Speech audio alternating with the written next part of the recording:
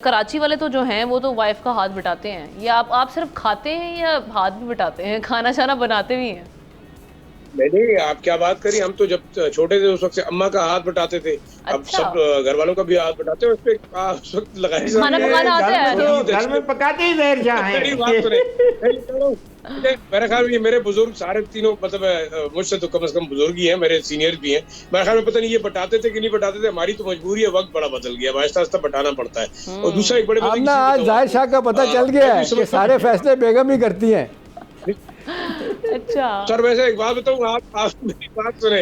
अब अगर आप नहीं मानते, आपकी अपनी मर्जी है, मैं बंदे को मान ही लेना चाहिए।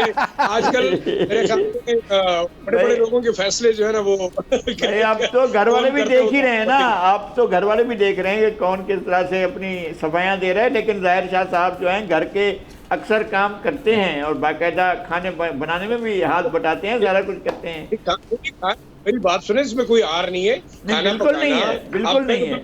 बल्कि खुद पकाता हूँ। अब तो चले मतलब कुछ थोड़ा सा वो ट्रेंड बदला है बीमारियों की वजह से कि अब, लेकिन मेरी आदत है, मैं बिल्कुल जब कलेजी खुद पकाता हूँ। उसके अलावा कीमा बड़ा अच्छा पका सकता हूँ, ठीक है।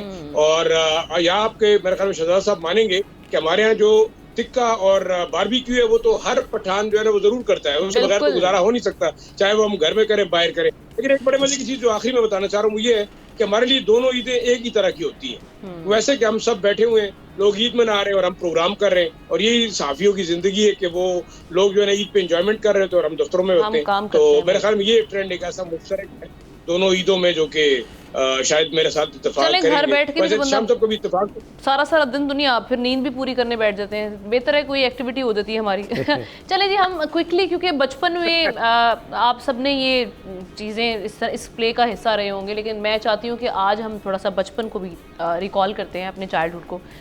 रिडल पहेली, मैं एक पहेली सामने रखूँगी और आप लोगों की इंटेलिजेंस टेस्ट है, जो पहले बूझ लेगा, जो जल्दी आंसर दे देगा वो जीत जाएगा। चले, मैं पहेली रखने जा रही हूँ लगारी साहब। तन की लंबी, सर की छोटी, कर दे सबकी बोटी बोटी। चलें जी, ये अब आप लोगों का इंटेलिजेंस टेस्ट है। तन की लंबी और सर की छोटी, कर दे सबकी बोटी बोटी। चुरी है। ये लगारी साहब ने मुझे चीटिंग की है।